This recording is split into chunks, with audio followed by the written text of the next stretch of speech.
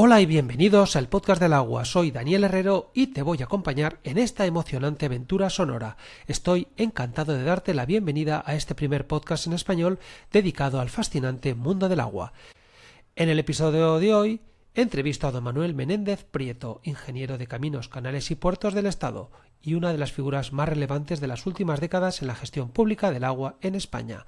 Manuel ha sido director general del agua y ha desempeñado responsabilidades de máximo nivel dentro de la Administración General del Estado, además de tener una destacada proyección internacional como vicepresidente del Programa Hidrológico Intergubernamental de la UNESCO.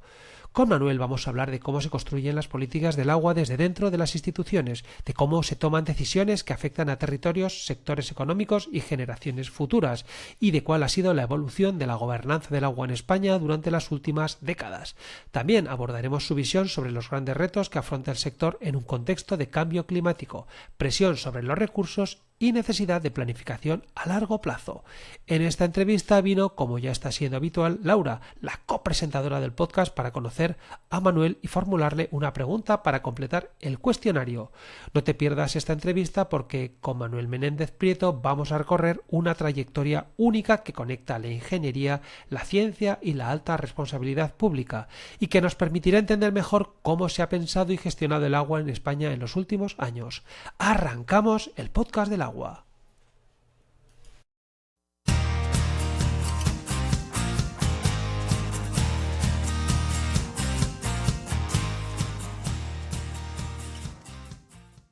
Buenas, Manuel, ¿qué tal? Hola, ¿cómo estás? Pues bien, encantado de tener esta conversación contigo.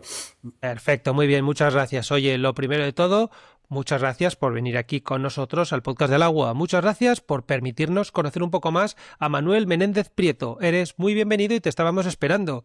Con este cuestionario de hoy pretendo presentar tu faceta profesional y también un poco la personal. Eres ingeniero de Caminos, Canales y Puertos por la ETS, Ingenieros de Caminos, Canales y Puertos de Madrid.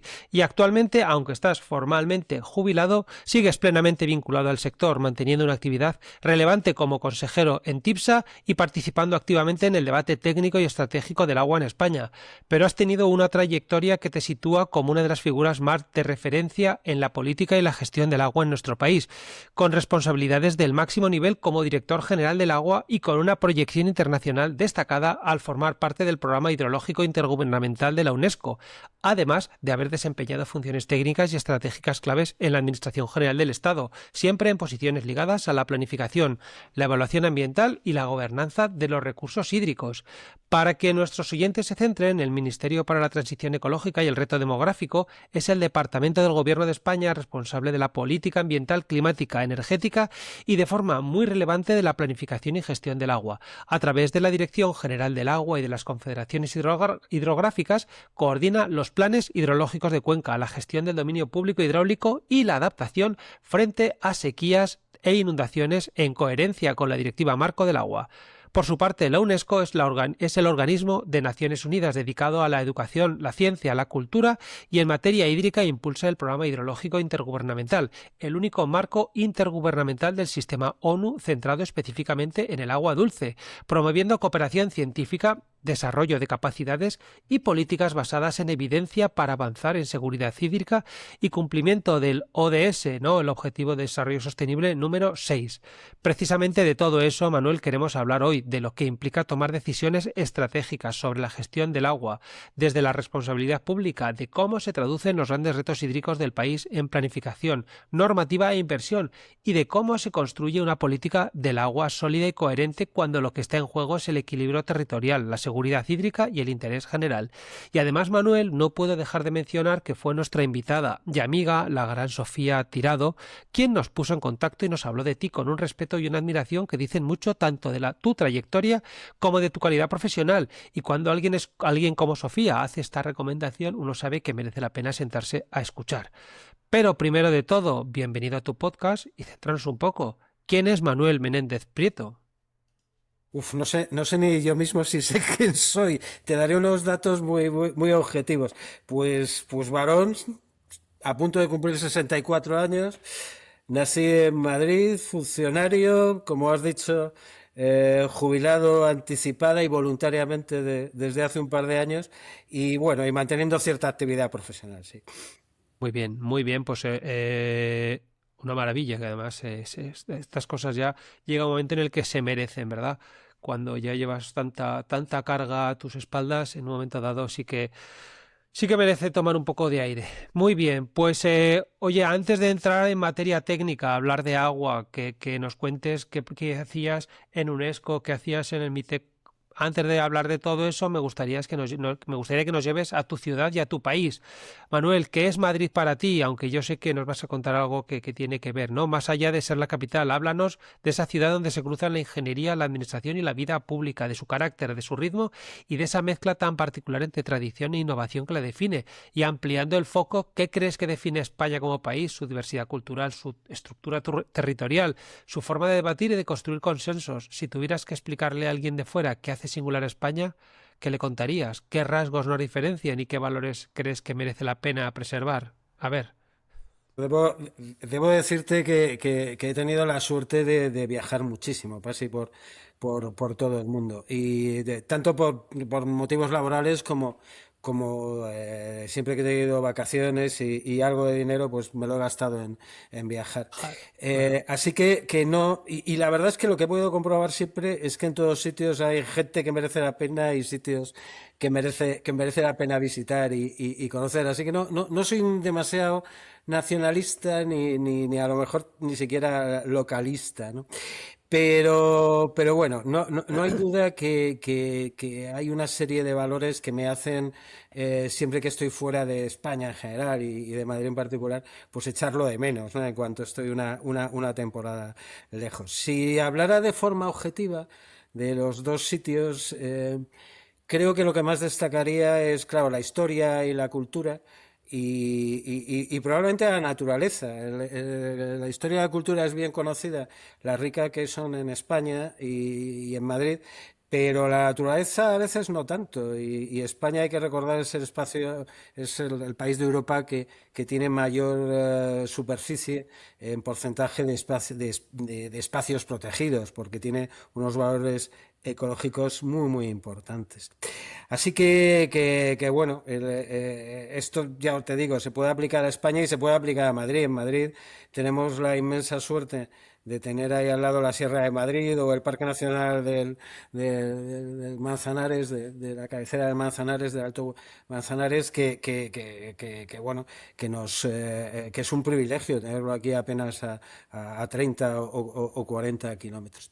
Yo también, y quizá por deformación profesional, destacaría otra cosa, tanto de España como de Madrid, que es que son las infraestructuras.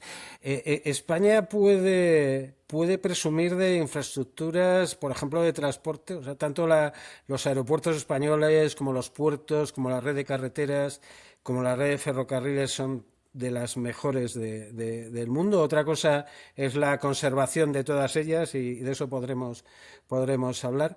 Y desde luego las obras hidráulicas. España también puede estar orgulloso de todas las obras hidráulicas que tenemos. También comparte con las de transporte el problema del mantenimiento y la conservación. Y si bajo la escala hago zoom y me voy a Madrid, pues no hay duda.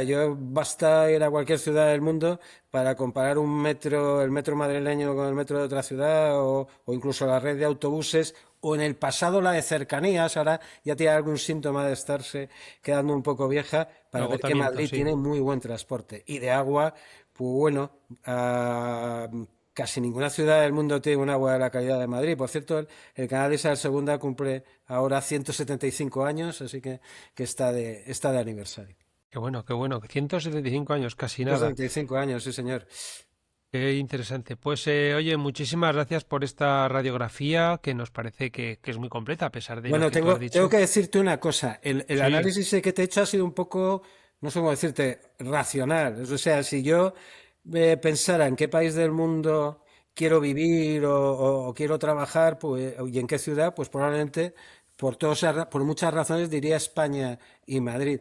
Pero sentimentalmente yo me siento de Sanabria, de Puebla de Sanabria, porque en toma. parte mi familia es de allí y para mí es como si fuera mi pueblo. Así que de Madrid puedo discutir con la gente si se meten con ellas, si tienen razón o no. De Sanabria no dejo a nadie que la critique, por ninguna forma. Qué bonito es Sanabria, efectivamente. No. buena elección para irte a descansar allí, ¿eh? Cuando toque. Muy bien, pues perfecto, gracias por, como decía, por esta radiografía, por este análisis y me parece que lo comparto plenamente, incluso el agua de Madrid, ¿eh? Que alguna vez ha salido por aquí, que nos vuelve locos. A mí personalmente me parece que estuve el otro día y comiendo además con Jorge Chamorro, precisamente, otro de los que han salido por aquí, y pedimos agua del grifo, no por nada, ni por no por ser, no por ser especialistas, no, porque nos gustaba y nos apetecía beberla los dos. Así que, mira, ahí está. Pues perfecto, oye, si te parece, ahora ya entramos ya en materia, en los temas que nos apasionan aquí, y es conocer un poco por qué dirigiste tu vida profesional al sector del agua, Manuel. ¿Cuál fue el motivo de que te llevara a este sector? Pues si me fijo en los antecedentes familiares, debería haberme ido probablemente a la rama sanitaria, porque mi bisabuelo era farmacéutico, mi abuelo médico, tengo dos tíos médicos, mi madre y mi hermana son farmacéuticas, en fin, que por la familia quizá debería haber ido a esa rama. El único antecedente que tengo ingenieril es mi padre. Mi padre ya falleció hace 25 años, era ingeniero de obras públicas, ingeniero técnico, bueno, lo que antes se llamaba ayudante de obras públicas, que luego fue cambiando de denominación, perito, ayudante, ingeniero técnico, Y etcétera. top, sí, sí. Y bueno, y además era funcionario. Seguro que mi padre influyó en que yo tuviera cierta vocación por la ingeniería. Yo veía ahí sus revistas y sabía en lo que trabajaba. Pero si te soy sincero, yo lo que tuve claro cuando estaba acabando el bachillerato era el entrar en ingeniería. Y no tanto porque tuviera una clara vocación de ingeniero, sino porque, bueno, entonces era una carrera que era muy exigente, yo me consideraba muy capaz, además, en cierto modo, aunque fuera un sacrificio hacer la carrera, luego tenías más o menos asegurado un buen puesto de trabajo cuando acabaras y yo creo, si soy sincero conmigo mismo, que eso es una de las cosas que más me impulsó a hacer caminos. Ya luego cuando acabé la carrera, en realidad mi primer trabajo, por entonces yo soy de la promoción del año 87, había mucha obra en España y realmente a los estudiantes de caminos casi nos venían a buscar antes de De acabar la terminar. carrera. Y bueno, estuve trabajando en cubiertas y en BZV, ahora parte a la Acciona, digamos, en fin, era una constructora grande en aquellos tiempos, trabajando en Madrid. Y ahí fue cuando decidí el hacer la oposición al Cuerpo de Ingenieros de Caminos del Estado. Y ahí seguro que influyó mi padre, que entonces era ya jefe de hidrometría en el Centro de Estudios Geográficos del CEDES.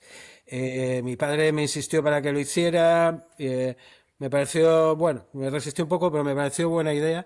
Me presenté, tuve suerte, saqué un buen número en la posición y de hecho saqué el número 3 y salieron 4 plazas en el CEDES, así que decidirme a trabajar con mi padre, que bueno, la verdad es que fue una experiencia muy interesante. Ahora, en fin, no voy a ponerme muy sentimental, no quiero emocionarme. Sí, me hubiera gustado que él hubiera vivido más y bueno, haber compartido cosas de la profesión con él y Bueno, consultarle, pero en fin.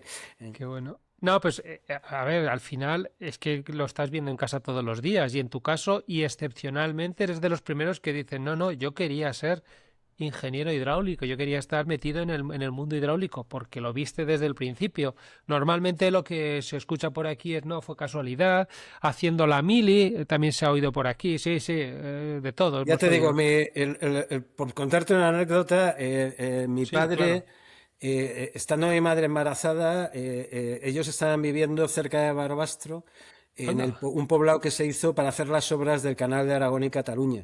Realmente yo no nací allí en medio de las obras porque mi madre un par de días antes de dar luz se vino a Madrid Ah, para para que tenerme nacieras aquí. en Así que, Madrid. que desde ese punto de vista estaba también bastante predestinado para trabajar en el agua. Y me Qué alegro bueno. mucho de al fin haber acabado en el agua. Qué bueno, que sí, ¿no? Y además, si hubieras nacido en Barbastro, pues como tantos alto aragoneses, ¿verdad? Que ha dado el mundo, incluso ingenieros, incluso hidráulicos, ¿no? Y ahí está el mismo Roque Gistao. Así que bueno, tampoco hubiera pasado nada. Pero bueno, al final Madrid también es un sitio Por cierto, interesante. ya que me hablas de Aragón, aunque luego te lo comentaré, se cumple también, y hablábamos de aniversarios, un siglo desde la creación de la Confederación Hidrográfica del Ebro. Así que estamos este año de Jolines. aniversario. La primera Es- confederación que se creó, sí, sí. eh, desde luego en Europa, no me atrevería a decir en el mundo, pero desde luego en Europa fue la Confederación del Ebro, ya te digo, cumple ahora 100 años, así que los compañeros de allí de Aragón están de enhorabuena. Pues no aprovechamos la oportunidad, ¿no? Para felicitar a los dos, tanto al canal como a la Che, ¿no? Que me parece que ambos dos. Cuando pasó por aquí Marisa Moreno, nos pasó por aquí, nos estuvo contando, sí, que enseguida iban. Yo pensaba que ya los había hecho, pero mira, si los hace este año. Marisa trabajó conmigo, claro, es mucho más joven que yo, pero en el Centro de Estudios Geográficos del CEDES. Pasó por aquí. Realmente ha pasado dos veces por aquí. Lo que pasa es que solo salió una cuando nos estuvo hablando de la Dana de Valencia, que lo hizo de maravilla y además tiene una cantidad de escuchas tremenda. Animo a los que quieran escucharla, pero muy bien. Es que Marisa habla muy bien, habla y lo cuenta todo como si te estuviera contando una historia que todo el mundo conoce. Muy bien, nos lo contó súper bien. Ella es Así que modesta, no, y no sé si te lo contaría, pero aparte de sus virtudes profesionales, es una cantante excelente, tiene una voz maravillosa. me lo contó, me lo Me lo contó. De hecho, contó. me invitó que iba a estar, que iba a salir está en un coro y me Ajá. envió para el coro y me Sí, sí, acerqué, pues sí. es Ya que te digo. es una cosa que interesante. Sí, sí, sí, una cantante. No, no cantó, aquí no le pedimos cantar, lo que hubiera faltado. Bueno, pues sí, muy bien. Felicitamos a los dos, al canal y a la Che, y le mandamos un saludo a Marisa, que Claro. seguro que nos escucha y que esto se lo enviaré que sepa que le hemos nombrado. Muy bien, pues oye, si te parece, ahora voy a empezar con tu formación. Como ya has dicho, eres ingeniero de caminos, canales y puertos por la ETS de Ingeniero de Caminos, Canales y Puertos de Madrid. ¿Crees que esta formación ha sido determinante en tu vida profesional? Que yo entiendo que sí, pero danos los matices. Bueno, yo lo que más agradezco de la carrera es que me hiciera ser muy realista y muy práctico, como en fin lo suelen ser casi todos las ingenierías. Es decir, es fundamental y yo lo intentaba aprovechar siempre en mi vida profesional y personal, el saber adaptar los medios a los objetivos, ¿no? Y viceversa, y los objetivos a los medios. Y eso no cabe duda, nos enseñaban a hacerlo en la escuela. Va en la formación esencial de los ingenieros. No se puede conducir, o sea, aunque el fin sea parecido, una furgoneta o un camión o un coche no se pueden conducir igual. El conductor se tiene que adaptar a cualquiera de los tres, ¿no? Y eso es una de las cosas que más agradecí de la formación de ingeniero. Qué bueno, qué bueno. Además han pasado por aquí varios ingenieros de caminos y todo el mundo está muy, muy satisfecho con bueno, al final todo el mundo está satisfecho con la suya, ¿no? Pero especialmente los ingenieros de caminos son como una especie de grupo que su ingeniería es eso, el top. Así que muy bien, pues oye, cuéntanos un poco de cómo es la Universidad Española para los oyentes, que porque hemos hablado por aquí con mucha gente de universidades de todo el mundo y no hemos hablado nunca de la Universidad Española. Y también háblanos un poco de la Escuela de Caminos, la ETS.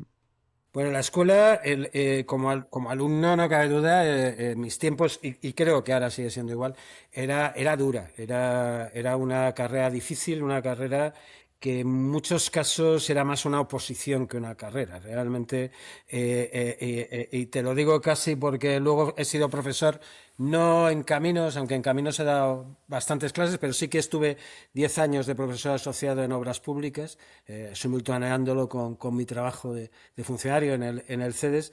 Y bueno, y es verdad, y a mí no me gustaba demasiado, pero en muchas asignaturas pues había casi cupos de aprobados, es decir, no era simplemente aprobar, era estar entre el 10% de los mejores o entre el 20% de los mejores. Hay una anécdota, bueno, te lo he dicho al principio de esta conversación, si ves que me alargo demasiado en las respuestas o que cuento demasiadas historietas, tú córtame por favor Es, con es que es toda lo que nos confianza. gusta, Manuel, es lo que nos gusta. Así que te diría que tranquilo, con comodidad. Pues para que te hagas una idea, cuando empecé en Caminos, nosotros nos habían dicho que una asignatura de primero era especialmente complicada, que era la física, que era, bueno, pues lo que llamamos entonces un hueso y que era muy difícil aprobarla. Entonces recuerdo el primer parcial que las notas nos la dieron oralmente, o sea, en vez de publicar una lista o dar unas papeletas, el catedrático pues se puso allí a citar por orden alfabético las notas. Entonces empezó pues por la A, pues Abad González, pues un 6. El siguiente, pues no sé, Barasona, lo que sea, iba ya por la B o lo que fuera, pues un 8. Por la C, pues un 7. Bueno, el Darío no sé qué, un 4. Bueno, cuando iba por la mitad del alfabeto más o menos, ya todos estábamos pensando, bueno, pues esto no es tan complicado, ¿no? Hay notas que, bueno, pues sí, hay algún suspenso. Y cuando te digo, cuando iba por Martínez, más o menos dijo Martínez, López, algo así, un 58. Y es que estaba dando las notas sobre 100. Esto te digo que es absolutamente verídico. Compañeros míos de la promoción se acordarán.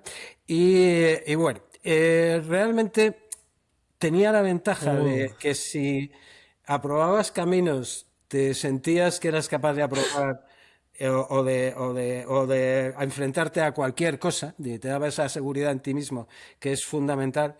Pero bueno, tenía un punto también de crear una especie de cuerpo de élite que tampoco era del todo beneficioso. Así que bueno, esto nos daría seguro para una charla muy interesante, pero esa es un poco la experiencia en la escuela. Ten en cuenta además que como sabíamos que los estudios eran muy duros, generalmente íbamos a caminos, aunque la nota de selectividad no era alta, porque no era necesariamente alta, puesto que no había mucha gente que quisiera entrar allí, pero sí sabíamos que si no tenías un buen expediente anterior, pues era absurdo entrar en la escuela. Con lo cual, yo, por ejemplo, probablemente tenía uno de los mejores expedientes en mi colegio, del cual tengo el mejor recuerdo, el colegio de Crowley aquí en Madrid, ah, y sin embargo, claro, pues cuando llegué a la escuela no dejé ser un alumno del montón, ¿no? un alumno más. Entonces, Buah. bueno, esa es mi experiencia en cuanto a alumno. Me decías de la universidad. Como te digo, después de aprobar la oposición ya estaba trabajando de funcionario. Me dieron la compatibilidad para ser profesor asociado. Fui profesor 10 años de hidráulica y en el departamento de hidráulica energética y daba las clases en obras públicas en el Retiro. Ahí realmente me gustaría destacar que había muy pocos medios. No sé si la universidad, sospecho que en la universidad pública ocurre, no ha mejorado demasiado y los medios eran Ya. muy escasos. Yo tuve oportunidad, una de las estancias que he estado viviendo fuera de España fue en Estados Unidos. Allí estuve trabajando, haciendo unas experiencias en la Universidad en Colorado State, en Fort Collins, y allí recuerdo que es que los laboratorios en los que trabajábamos, los modelos, no tenían absolutamente nada que ver. Yo hubo un momento en mi carrera profesional que ya no podía compaginar la docencia en la universidad con ser funcionario en el ministerio, tenía que elegir una de las dos cosas y esa falta, a mí me gusta mucho la enseñanza, pero esa falta de medios me inclinó más por el ministerio. Qué bueno. A ver, la verdad es que yo espero y por mi experiencia, por lo que cuenta por aquí la gente también, que más o menos se va compensando un poco, pero desde luego estamos todavía en el vagón de cola en cuanto a otros países y en cuanto a otros, digamos, a otras universidades. No obstante, bueno, la calidad que se da es interesante y por ahí se compensa, pero sí que duda cabe que hay que mejorar eso. Pues muy bien, me ha parecido muy interesante lo de las notas, que todo el mundo se pensaba que había sacado notazas y Sí, estábamos y estábamos afortunadamente no, no- en no todas las asignaturas eran así, pero en fin, pero bueno, ya te digo que fue una entrada un poco dura. un poco durilla, sí, es verdad, sí, es verdad. Bueno, oye, esto me gustaría ya comenzar un poco con tu trayectoria profesional, que como tú has comentado, funcionario y comenzaste en el Centro de Estudios Hidrográficos del CEDEX, posteriormente como director técnico en evaluación ambiental. Desde esa base eminentemente técnica y científica, cuéntanos cómo se construye criterio para asesorar decisiones que luego tienen impacto político y territorial y qué aprendiste en esa etapa sobre el equilibrio entre rigor técnico y viabilidad administrativa. Un poco ¿qué nos puedes dar de esas pinceladas? Bueno, las dos tienen que estar presentes, está claro, tanto el rigor técnico como la parte más administrativa, sobre todo cuando se habla desde la Administración General del Estado bueno, en general de cualquier administración. Es decir, no se puede dejar de lado ninguna de las dos. Lo que pasa es que el rigor técnico, digamos, es menos flexible, o se tiene o no se tiene. Y sin embargo, la viabilidad administrativa pues admite una mayor flexibilidad. Hay más caminos para poder agilizar un determinado proceso, un determinado procedimiento. Por supuesto, siempre dentro del marco legal, pero digamos que la parte administrativa siempre da un poquito más de alternativas. Lo que quiero decir es que no caben los atajos en el rigor técnico y quizás sí que a veces uno puede encontrar un atajo en toda la parte administrativa. Mira, se me está ocurriendo un ejemplo que no es exactamente una tramitación administrativa, pero que sí que tiene que ver con una parte económica. Yo recuerdo un proyecto de un embalse importante que se ha hecho con mucho rigor. Y bueno, una vez ya completado el proyecto, se hizo la valoración económica y aquello tenía un presupuesto muy alto. Entonces, la gente del Ministerio de Hacienda y de la propia subsecretaría nos pidieron que redujéramos el presupuesto, pero aquello no era posible reducirlo mucho más. Entonces nos decían, ya te digo, la parte de presupuestaria del Ministerio y de Hacienda, que por qué no hacíamos una presa más pequeña. O sea, yo recuerdo que me decían, bueno, el umbral de esta presa que tiene, pues, no sé si tenía 80 o 90 metros de altura, decía, bueno, pues hazla en vez de 80, de 60 y costará un tercio Esto. menos. Y claro, yo le decía, es que esto no es así. O sea, aquí hay un estudio, el umbral del dique de presa es tal, ahí hay unos estudios geotécnicos, hay unos estudios de los usos de la presa, hay unos estudios ambientales de lo que se puede afectar y lo que no se puede afectar, y esto no cabe en regateos, o se hace o no se hace. Si no tenemos fondos suficientes, no se puede realizar. Bueno, eso hay que tenerlo en cuenta siempre. Eso hay que tenerlo en cuenta. En todo caso, sí que hay algo importante. Si se toman decisiones, tanto técnicas bueno, vamos a decir no solo administrativas, sino económico-administrativas, esas decisiones que en muchos casos hay que tomarlas y adoptar soluciones de compromiso, hay que hacerlo con transparencia. O sea, aquí lo importante y sobre todo desde el punto de vista de la administración pública es que cuando se toma una decisión se explique por qué se ha tomado. Con toda transparencia. Puede al final demostrarse que no ha sido la mejor de las opciones, pero por lo menos que se vea que eso se ha trabajado y que tiene una cierta justificación. Está claro, y además las cosas son como son, no cabe duda. Pues perfecto, me ha parecido muy interesante lo que nos has contado. Oye, más adelante pasas a desempeñar responsabilidades y además esto quiero que nos lo expliques un poco con más detalle, ¿no? En gabinetes del secretario de Estado y en el propio gabinete del presidente de gobierno.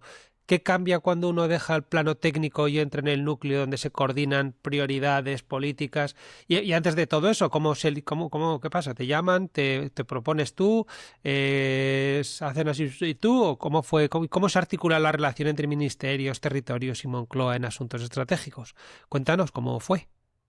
Sí, bueno, yo he estado 33 años como funcionario. 33 años. Más o menos la mitad, 15 años estuve trabajando en el CEDES y en los otros 18 pues ya han sido trabajos más de gestión. Así que yo estuve 15 años en el CEDES. En el año 2005 me dieron la posibilidad de ir al gabinete de lo que entonces era un secretario de Estado que llevaba la parte de medio ambiente. A mí me pareció muy interesante porque el CEDES tiene muchas ventajas, uno aprende muchísimo, pero te haces un especialista. Yo realmente había trabajado en hidráulica, en hidrología, y sabía que en los temas en los que había trabajado, pues era un experto. Pero claro, llega un momento en que quieres abrir un poco el foco, conocer otras cosas, ¿no? Que no sea puramente ese aspecto técnico que estábamos hablando. Y me pareció interesante ir al ministerio y bueno, ya una unidad, como digo, una unidad tan horizontal y de cierta jerarquía como era el gabinete de un secretario de Estado. Además me ofrecieron ser director técnico de ese gabinete y allí me fui. Estamos hablando del año 2005. En 2008 se fusionó el Ministerio de Medio Ambiente. Cuando yo pasé entonces en 2005 del CEDES, era el Ministerio de Medio Ambiente, Ajá. y se fusionó con Agricultura en Con 2008. agricultura, sí. La ministra que vino entonces, que era Espinosa, venía de Agricultura, era la propia ministra que había de Agricultura y asumió las competencias de Medio Ambiente. Vino un secretario de Estado que también estaba en Agricultura y la verdad es que me respetaron mi puesto. Pero aquello se convirtió en una Secretaría de Estado enorme, una Secretaría de Estado que ya llevaba todas las competencias de Medio Ambiente del ministerio anterior, más competencias de la propia Agricultura. Y yo empecé a estar un poco más fuera de allí, ¿no? Con lo cual, bueno, me ofrecieron el poder trabajar en Moncloa, en presidencia del gobierno. Estamos hablando ya del año 2008, como te decía. El contexto era un contexto ya de crisis económica. Estábamos entrando en la famosa crisis de 2008, 2009, 2010. Correcto. Realmente, hasta entonces se había hecho mucha obra pública en España. Si recuerdas, fue una época de vacas gordas en las cuales se abrieron muchos aeropuertos, hubo una gran extensión precisamente de las líneas de AVE, pero claro, al darse cuenta que había una crisis económica, tocaba hacer recortes. Con lo Claro. cual, yo creo que Moncloa habló con jefes míos que necesitaban a alguien que pudiera ir allí precisamente dar un enfoque más técnico, no tan político, de qué se podía recortar, o no, en fin, de hacer un poco de malo de la película. Debo decirte, y yo se lo agradezco mucho, fue la propia Teresa Rivera, que era entonces secretaria de Estado en el Ministerio y que me conocía ya en mi época cuando estaba en el CEDES, la que me Mercedes. recomendó para ir a presidencia de Joder. gobierno, y ya aparecí yo. Presidencia de gobierno, además, bueno, Moncloa creo que ahora ha crecido mucho, además, entonces, por supuesto, era grande, pero fundamentalmente era la oficina económica del presidente, que a lo mejor había 30 o 40 personas, tenía una oficina de asuntos internacionales que podían ser, no lo sé, una docena más o menos, y luego estábamos el gabinete de asuntos institucionales, nos llamábamos así, que apenas éramos una docena de personas que trabajábamos muy estrechamente con el jefe de gabinete, que era José Enrique Serrano, al que quiero, bueno, hacer un recuerdo, una persona que ha sido querida por todos y da igual de cualquier partido político. Fue jefe de gabinete de Felipe González, fue jefe de gabinete del presidente Zapatero y ya te digo, creo que te podrá confirmar toda la gente de cualquier partido político en la estima en que se le tenía y el rigor con el que trabajaba. Era mi jefe directo, el jefe de gabinete y bueno, y la docena de personas que estábamos allí, a cada uno nos daban un ministerio, digamos, para encargarnos de temas que tuvieran que ver con el ministerio y normalmente una comunidad autónoma. A mí no me dediqué tanto a medio ambiente, porque era medio ambiente con agricultura, aunque asesoraba sobre temas de medio ambiente, como de fomento. O sea, realmente por mi formación y por lo que te digo de tener que valorar inversiones públicas, etcétera, Correcto. pues me dedicaba más a temas que tenían que ver con infraestructuras. Eh, Fue una experiencia fantástica. Fue, desde el punto de vista personal, el estar tan alto, digamos, en la jefatura de gobierno, uno aprende cómo se toman las decisiones. Claro, viví temas tan casi históricos, ¿no? Como pudo ser cuando la rendición de ETA, yo estaba allí y me acuerdo que eran cuando salieron a hacer la rueda de prensa, no sé, eran las 7 de la noche, las 8 de la noche, recuerdo perfectamente cómo la satisfacción y el alivio, ¿no? que tuvimos en aquel momento, o yo qué sé, o por ejemplo, como asesor, digamos, principal en temas del Ministerio de Fomento, pues me tocó vivir, quizá lo recuerdes, la crisis de los controladores aéreos, un puente de diciembre, en el cual hubo que hacer una militarización de los Eso te iba a decir. controladores, hubo que hacer consejos de ministros de emergencia, etcétera. Y en fin, no quiero enrollarme más sobre ese tema, ya te digo, fue una experiencia en la que aprendí muchísimo, conocí gente muy valiosa y que desde luego me encantó. Luego, claro, con el cambio de gobierno, un puesto, al estar en una unidad tan política como es el propio gabinete del presidente de gobierno, lógicamente entra un nuevo equipo. Debo decirte que precisamente gracias a José Enrique Serrano intentamos que la transición entraba un gobierno del Partido Popular en aquel entonces, intentamos que fuera lo más suave posible y facilitar las cosas a los que entraban, como no podía ser de otra forma.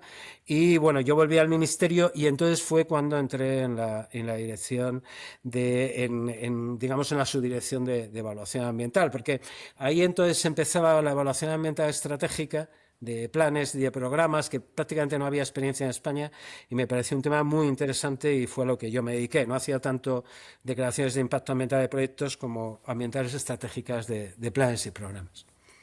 Qué bueno, pues me parece muy interesante y además desde aquí, por supuesto, le mandamos digamos, el reconocimiento a José Enrique por todo lo que pasó y desde luego le dedicamos esto. Falleció el Por año eso, pasado y este año se le reconoció con probablemente la medalla al mérito constitucional, que es una de las distinciones más altas que hay en España y ya te digo, ahí no, creo que de todos los partidos le hicieron un homenaje. Por decirte algo que él creó muy personalmente, está, por ejemplo, la Unidad Militar de Emergencias. Aume, En toma. gran parte, él había sido subsecretario del Ministerio de Defensa y fue uno de los que le iniciaron. La promovieron muy bien. Pues lo dicho, ahí queda y un orgullo, ¿no? Que así sea. Manuel, pasaste, como has dicho, desde Moncloa prácticamente con el cambio y dejando todo como no podía ser de otra manera y como me imagino que hiciste, todo muy listo y muy bien organizado. Pasaste ya a director general del agua, No, asumiste, pasé, como pero te digo, a pasaste al evaluación ministerio. ambiental. Al Evaluación ambiental ministerio. estuve bastante tiempo, porque estuve de 2012 a 2018 y esos 6 seis años. años a lo que me dediqué fundamentalmente es a la evaluación ambiental estratégica, como te digo. Evalué los planes hidrológicos, toda la planificación de agua, que además era mi especialidad, hice yo la evaluación ambiental de los planes hidrológicos, los planes de gestión del riesgo de inundación, los planes de sequías y también de programas operativos de planes de utilización de fondos europeos. Hay que hacer unos programas, por ejemplo, de los fondos FEDER o los fondos FEADER de desarrollo territorial y que, bueno, pues eso necesita una evaluación ambiental de estos planes y era a lo que yo me responsabilizaba. Ya te digo, no tanto eran proyectos concretos, sino la planificación. Perfecto, vale. Queda Luego ya claro en ese 2018, impasse. en 2018 hay un nuevo cambio de gobierno, como recordarás. Sí. Se crea realmente el Ministerio para la Transición Ecológica.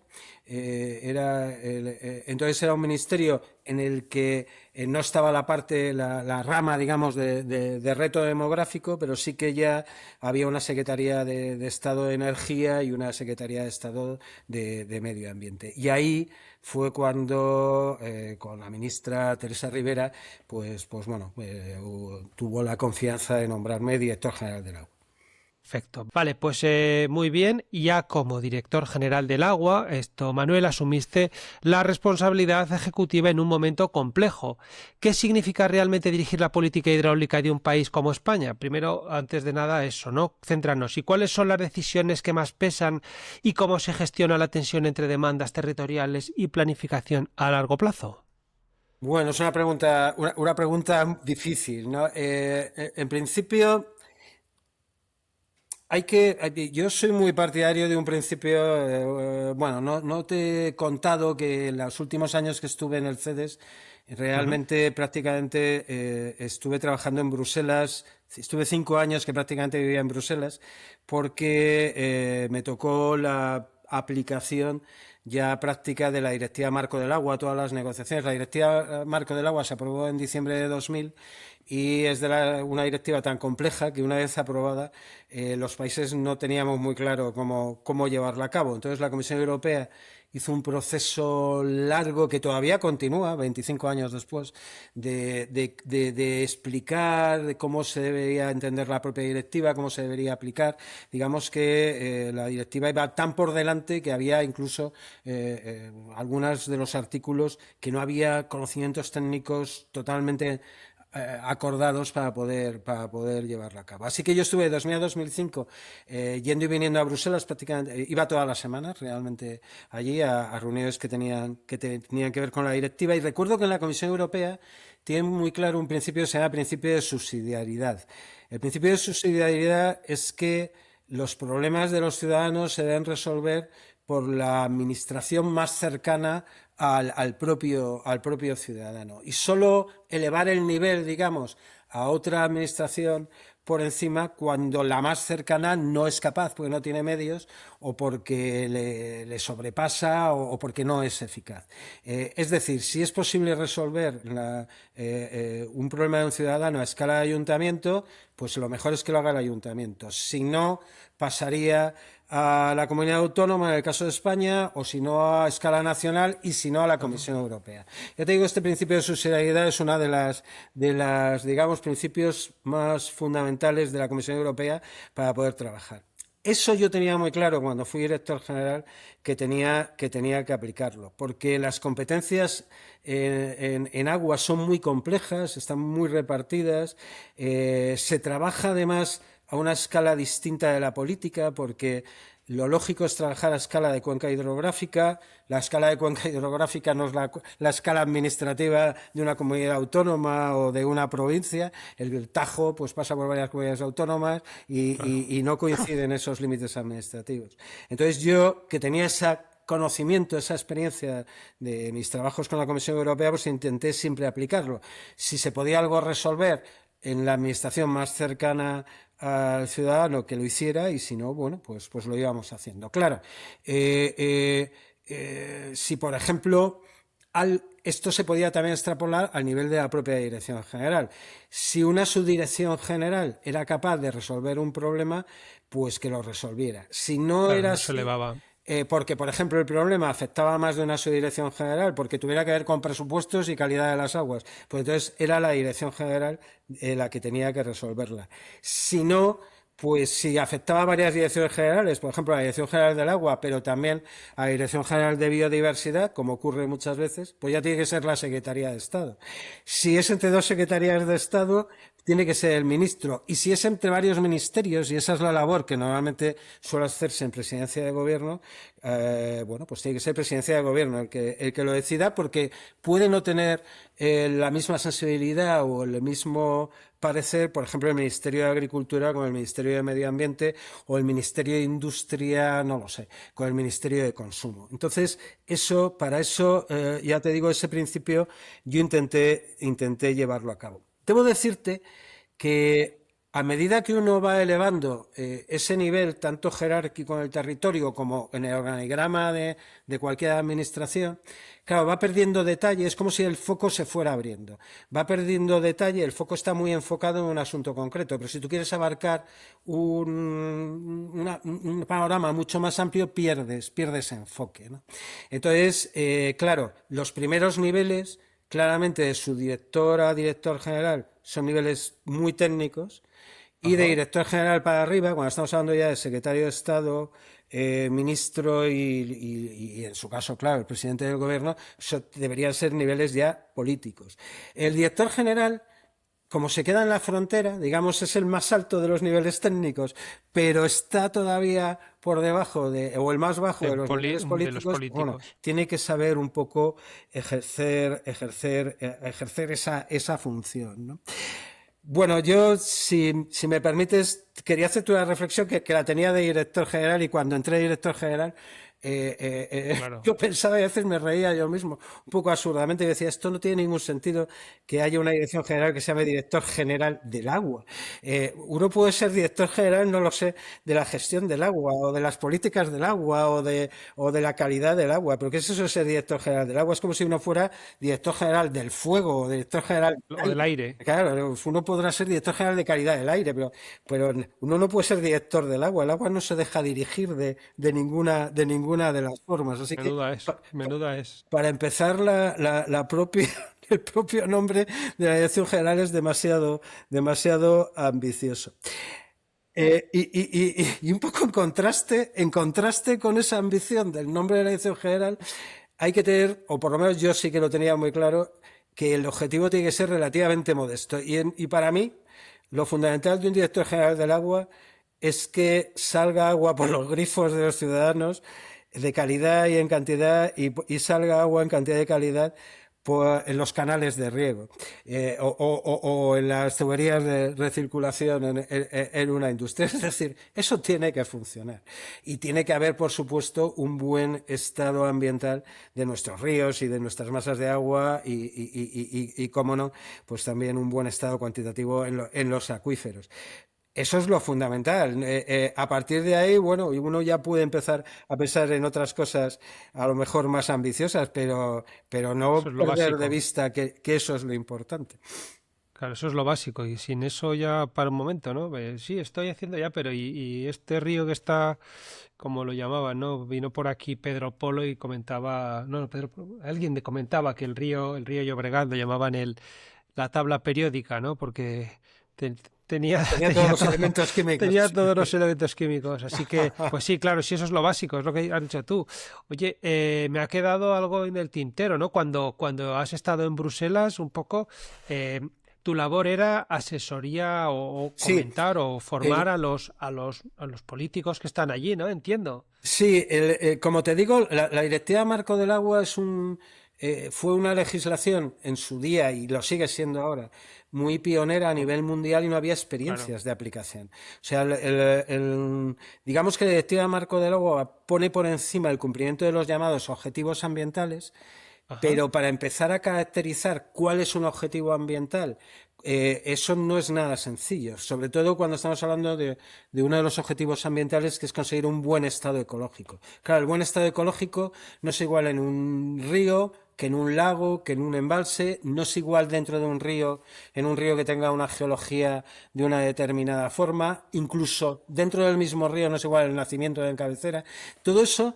Estamos hablando de legislación. Los países tienen que cumplirla. Si no cumplen, tienen que incluso tienen una repercusión, por supuesto, ambiental, pero también económica. Le pueden poner unas multas, etcétera. Ya. Entonces, eso había que llevarlo a la práctica. Había unos ejercicios, para que te das una idea, que llamábamos de intercalibración, en el cual España decía, bueno, yo creo que el buen estado ecológico de mis ríos es este, pero ya sé que yo no puedo definir ese estado ecológico igual que puede hacer alguien de centro de Europa. Tenemos que hablar entre nosotros, intercalibrar, para poder saber qué parámetros, cómo medir esto. Esto, que como ves es un reto técnico, y te estoy hablando solo de un aspecto de la Directiva Marco del Agua. Cualquiera de la directiva es complicado. Por ejemplo, el mismo principio de recuperación de costes que aplica la Directiva Marco del Agua Ajá. exige que uno haga una evaluación de los costes, que haya unos métodos consensuados de cómo se cuantifican, etcétera.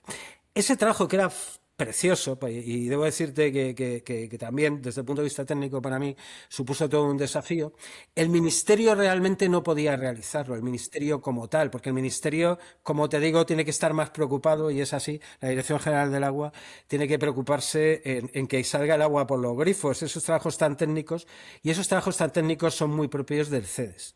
Con lo cual lo que hizo el ministerio fue encargarle al Centro de Estudios Geográficos donde yo trabajaba el que hiciera su representación técnica en Bruselas. Y en en el CEDES yo Europa. tuve la suerte de que me eligieran a mí como la persona que coordinaba muchos de estos grupos de trabajo. Ya te digo, te puede parecer sorprendente. Bueno, se hicieron una serie de documentos guía, yo fui el autor principal de alguno de ellos, por ejemplo, de cómo hay que planificar la planificación hidrológica en Europa, y eso a lo mejor pues yo lo coordiné en 2003 o 2004, pero aún ahora, 25 años después o 20 años después, se siguen haciendo documentos guías. Ese proceso de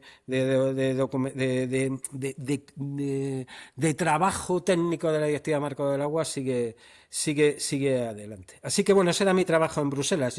Lo que pasa es que estos grupos de trabajo eran multinacionales, entonces normalmente teníamos reuniones cada 2 o 3 semanas de un determinado grupo, de una determinada materia, pero como yo estaba representando a España en varios grupos, por eso te digo que prácticamente iba Estabas... todas las semanas. De hecho, me acostumbré a irme, normalmente me iba los martes, solía tener las reuniones, me iba por la tarde, dormía allí, tenía las reuniones el miércoles normalmente, era muy habitual, y el miércoles por la tarde me venía. No llegué a vivir en Bruselas temporadas largas, pero estuve, ya te digo, prácticamente 3, 4 años yendo y viniendo todas las semanas. De todas las semanas, qué bueno. Claro, lo que hay. Muy bien, pues oye, esto, un trabajazo, ¿eh? Un trabajazo y además centrado en una cosa tan importante. Pero es que Daniel, además, yo tengo mucha suerte. Yo sí he tenido mucha suerte en mi vida profesional bueno, probablemente por carambolas, pues de estar en sitios que hacían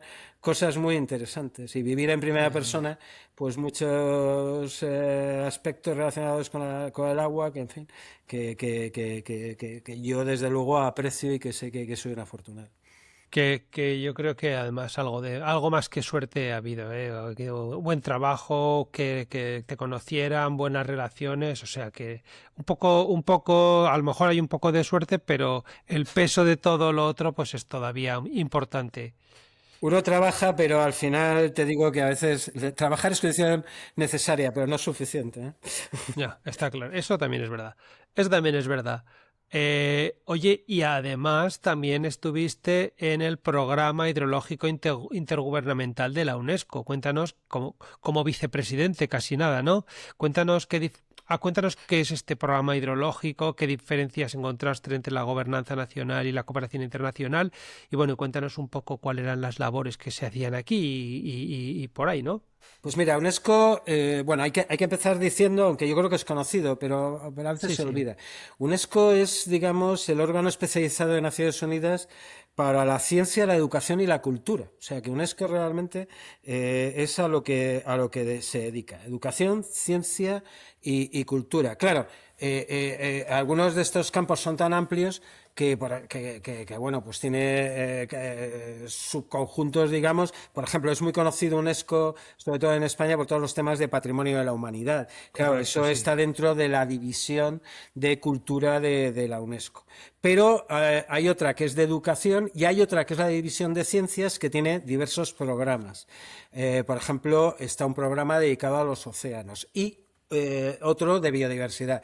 Y hay un programa que es el Programa Hidrológico Intergubernamental, que es un programa muy antiguo y como tú citabas al principio del podcast, pues realmente es uno de los programas más especializados y más importantes en materia de agua dentro del propio sistema de Naciones Unidas. Ya te digo, en principio, al ser parte de UNESCO debería estar muy centrado en aspectos científicos, porque es de la división de ciencias, sea lo que se dedica UNESCO en este caso, pero como no hay otros programas equivalentes, pues digamos que abarcaba otros aspectos que tuvieran que ver con la gestión y la política del agua. El programa empezó en sus orígenes de forma muy científica. De hecho, publicaban, las publicaciones de este programa son de referencia en el mundo de las ciencias del agua. Por supuesto, había muchísimas tesis doctorales, artículos científicos, etcétera, y cada vez se fue abriendo más a aspectos más políticos, porque, bueno, pues no era solo la ciencia, sino que había que tener en cuenta los enormes problemas que hay relacionados con el agua en el mundo. Y por eso el programa se fue abriendo más. Es un programa intergubernamental, ese apellido es importante, porque ahí cuando vas estás representando a tu país. Cuando yo empecé a ir como parte de la delegación española en los años 90, también por mi perfil técnico, iba de la mano de los delegados oficiales que iban por parte del ministerio, que eran los representantes oficiales, pero iba con ellos a las reuniones de UNESCO, un poco asesorando técnicamente. Luego lo abandoné el programa, y cuando me nombraron director general, casi por un poco sentimentalmente dije, bueno, voy a retomar esto, ahora ya que ya soy director general, a ver si puedo volver a entrar en UNESCO, ya como representante oficial de España.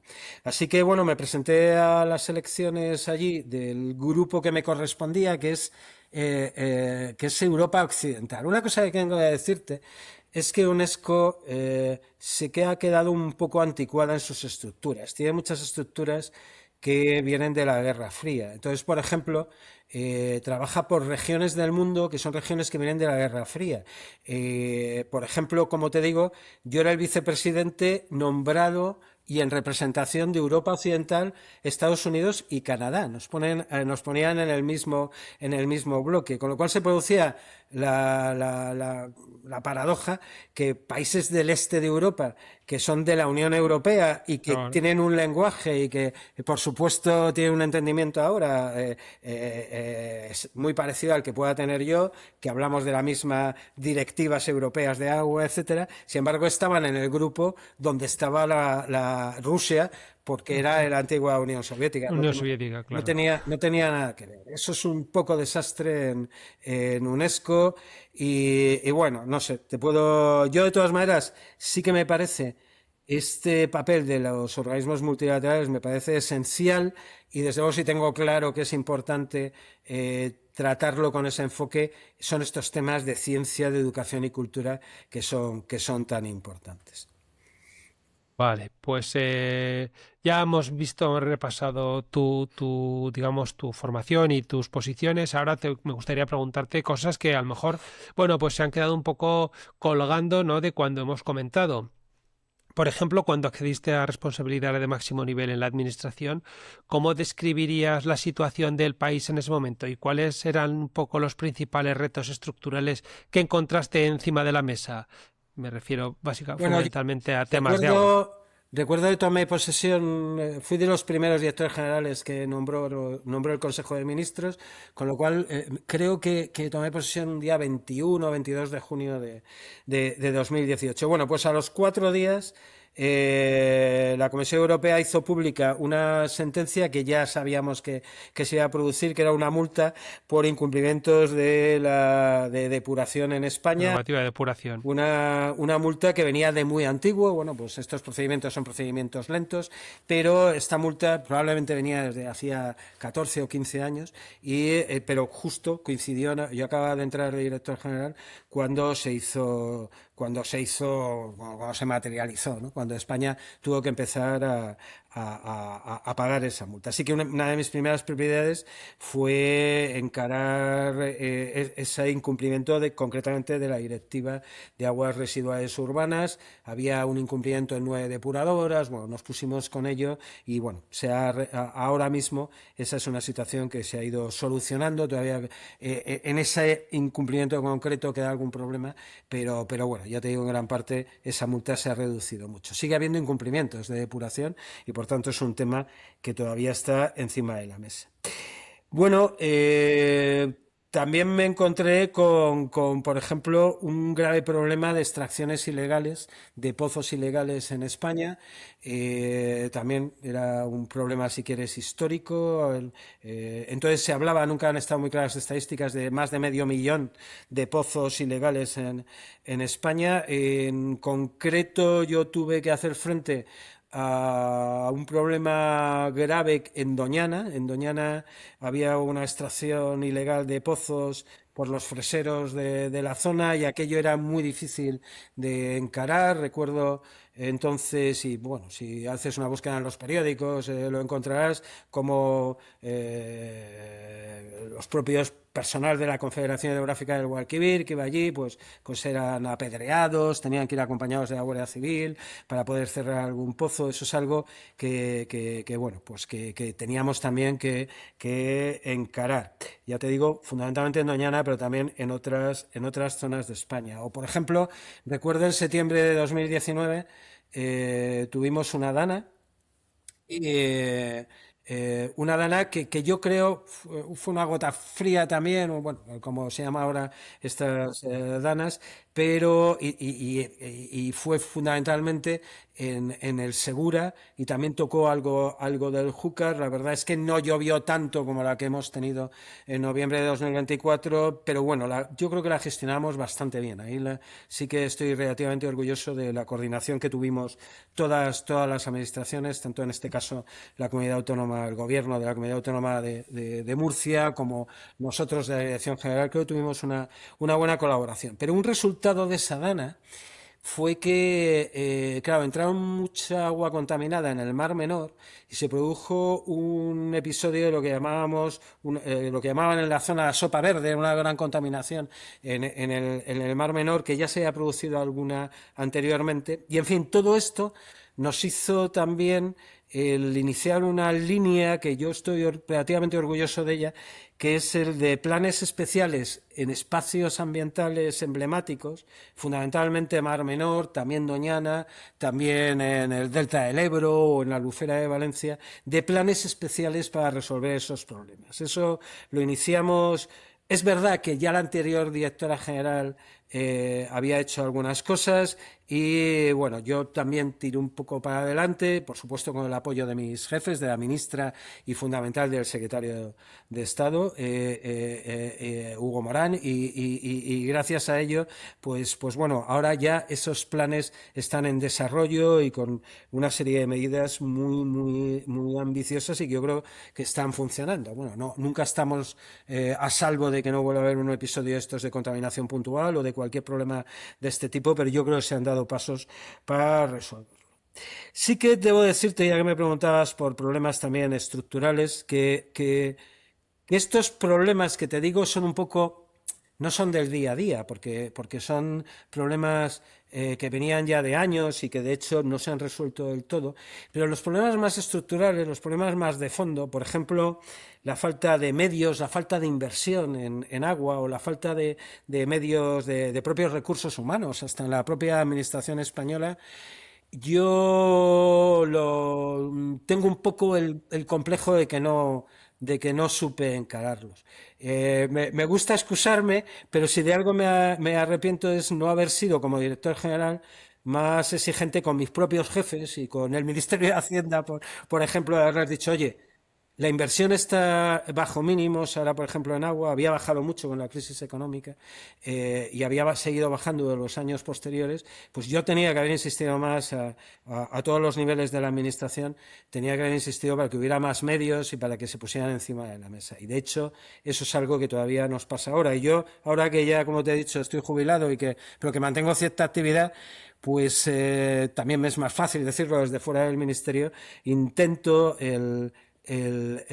siempre que puedo decirlo, que hay que invertir más en España, hay que invertir mejor en agua y desde luego es una inversión que tengo claro que merece la pena. Pero claro, yo tengo que hablar ahí casi un poco y me voy a la parte que hablaba antes de la parte técnica y la parte política. Yo puedo hacer estudios, puedo hacer evaluaciones y de hecho he estado coordinando un trabajo con SEOPAN y con TIPSA de necesidades de inversión en España que presentamos hace unos meses, de qué cantidad de inversión hay que realizar en España anualmente. Esos son unos trabajos técnicos que se pueden discutir, pero bueno, tienen una base técnica. Por cierto, salen unos 10.500 millones de euros anuales la necesidad de inversión en agua, para que, digamos, pudiéramos decir que gran parte de los problemas que tenemos con el agua en España pues quedarían digamos, por lo menos Solucionados. enfocados o quedarían en vías de solución. Pero esa es la parte más técnica. Esos 10.500 millones de euros tendrán que venir de algún lado. Y alguien tiene que decidir si eso viene de subida de impuestos, de aumento del déficit público, si lo quitamos de otras materias que son al menos tan importantes como el agua, como pueden ser, no lo sé, la educación o la sanidad, y ese es el nivel político. Yo por lo menos, y hemos estado hablando bueno, que he tenido parte de mi vida profesional, una parte más técnica y una, si quieres, más de gestión, más política, yo ahí me siento incapaz. Y además me siento que no tengo la legitimidad para hacerlo. Eso lo tienen que decidir ya los políticos que para eso los elegimos. Claro, es que a ver quién es el guapo que decide, vamos a quitarlo de aquí y lo ponemos aquí, siendo que todo hace falta. Esto, Pues el técnico llega donde puede. claro, Yo, desde luego, en agua puedo luchar por mi campo y puedo decir, y lo digo absolutamente convencido, que las inversiones en agua son inversiones no solo necesarias porque influyen en la vida de las personas, en el medio ambiente y en la salud de los ciudadanos, sino también en su economía, no me cabe ninguna duda. El agua es un factor económico de primera relevancia. Pero claro, yo tengo ese enfoque. Por supuesto, alguien que trabaje en energía, pues pensará que la inversión se tiene que ir a energía y con toda la razón del mundo, etcétera, o en etcétera, sanidad o en educación, sanidad o en lo a que ver sea. Y el quién. técnico sospecho, supongo que hay economistas seguro que pueden hacer análisis mucho más finos, pero sospecho que llega hasta donde llega y al final es el político el que tiene que hacerlo. Y ya te digo, y es bueno que sea así. El político para eso los elegimos, ¿no? Y que tome esa decisión. Está claro y además es muy, muy interesante un poco este comentario que has hecho. Vale, oye, a lo largo de esos años en posiciones ejecutivas y estratégicas, cuéntanos un poco qué cambios reales crees que se produjeron, en qué ámbitos sientes que hubo avances significativos y en cuáles resultó más difícil mover estructuras. Si has comentado ya algo, pues lo avanzas, ¿no? Pero más o menos, Sí, qué ves yo de esta parte? quizás en esa parte de fondo es muy complicado el mover las estructuras. Estamos hablando de medios, estamos hablando de financiación, y claro, eso obligaría a un tipo de financiación distinta, ¿no? Tanto de administración pública, no solo de disponibilidad presupuestaria, sino también de financiación en la que estuviera clara, por ejemplo, el papel que puede tener el sector privado, todo tipo de financiación que venga, por ejemplo, de colaboraciones público-privadas, etcétera. Eso exige cambios que son cambios de fondo, ¿no? De la propia marco legislativo institucional en España. Pero vamos a pensar incluso que la financiación estuviera resuelta.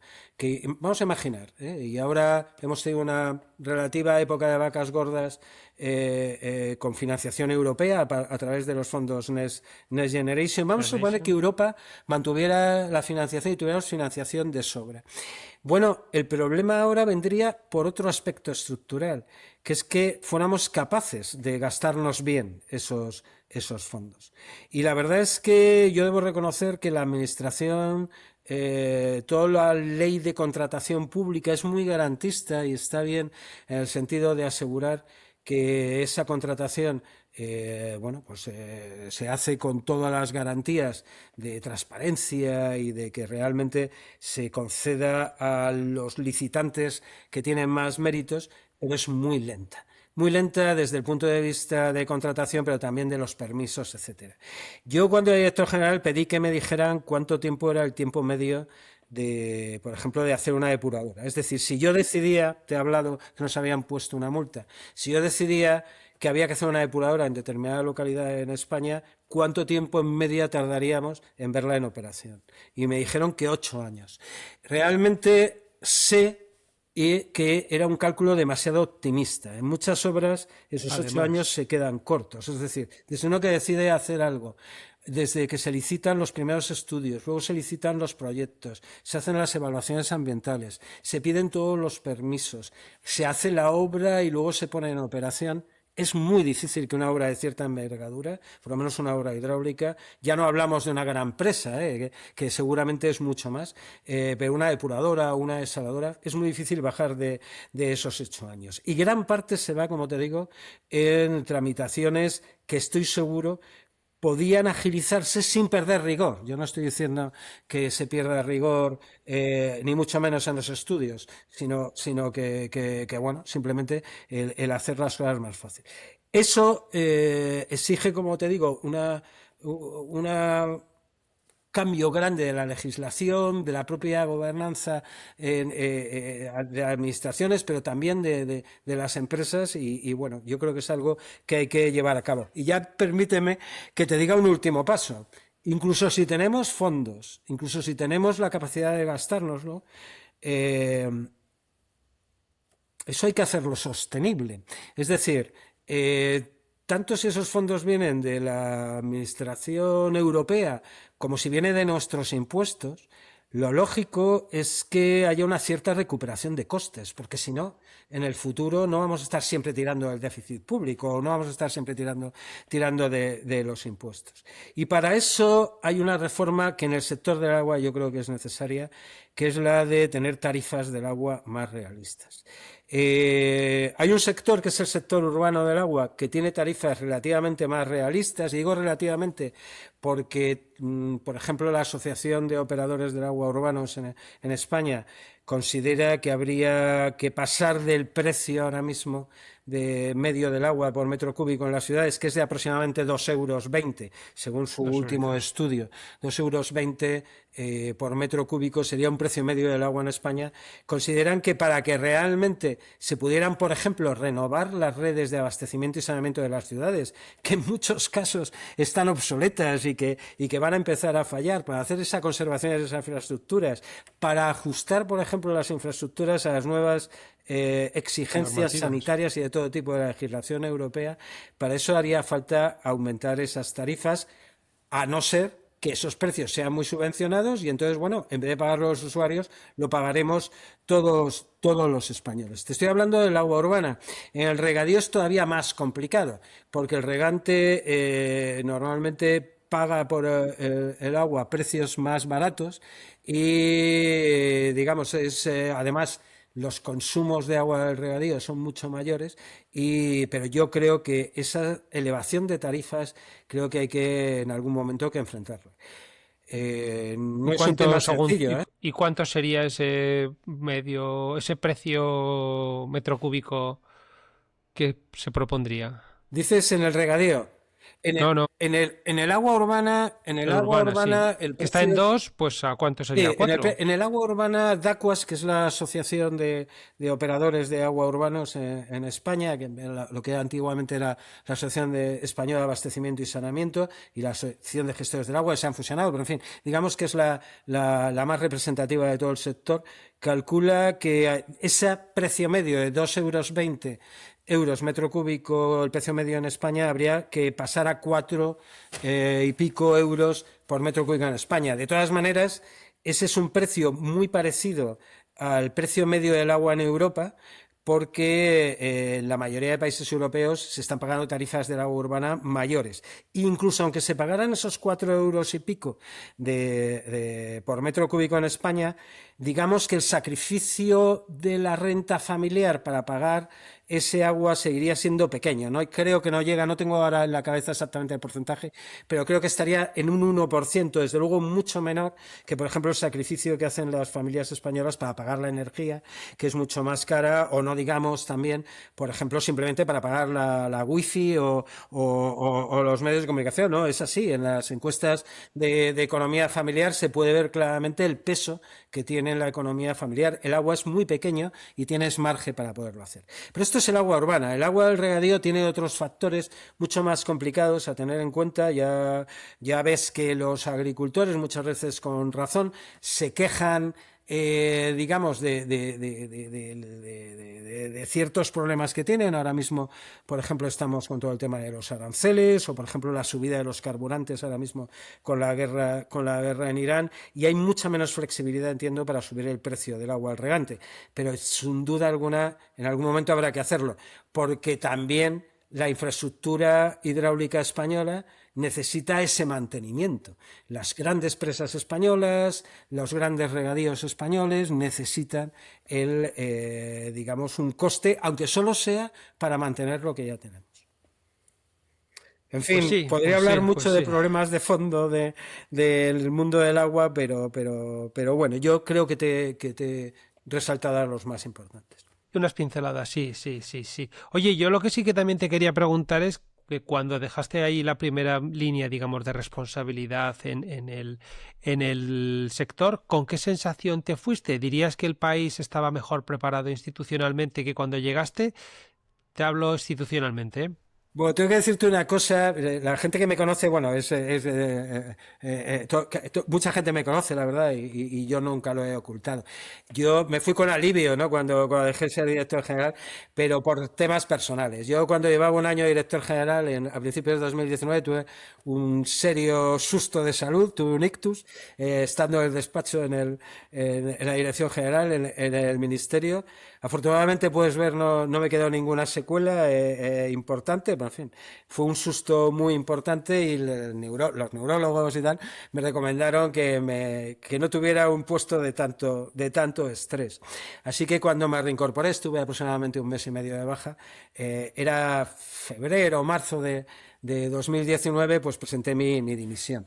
Lo que pasa es que entonces, no sé si recordarás, iba a haber elecciones inmediatamente, pues al mes siguiente, no sé si era en abril o en mayo, y me dijeron, bueno, aguanta un poco, estaba bien, ya ves que no tuve ninguna secuela, afortunadamente, y me dijeron, aguanta un poco, y cuando haya nuevo gobierno, pues ya hacemos el cambio, que es lo razonable. Lo normal. Lo que no sabían mis jefes ni yo mismo es que íbamos a estar en gobierno en funciones, no sé si lo recuerdas, durante un año. Es decir, que hasta que no hubo unas nuevas elecciones no pudo formarse el gobierno, que ya fue el nuevo gobierno a finales de enero de 2020, pues yo seguí de director general, pero en fin, con esa espada de Damocles, digamos, de que me habían dicho los médicos que mejor que lo dejara. Cuando yo hubo nuevo gobierno en enero de 2020, ya pude hacer efectiva mi dimisión, verás el cese a petición propia en el BOE, así que por eso te digo que con un cierto alivio en lo personal.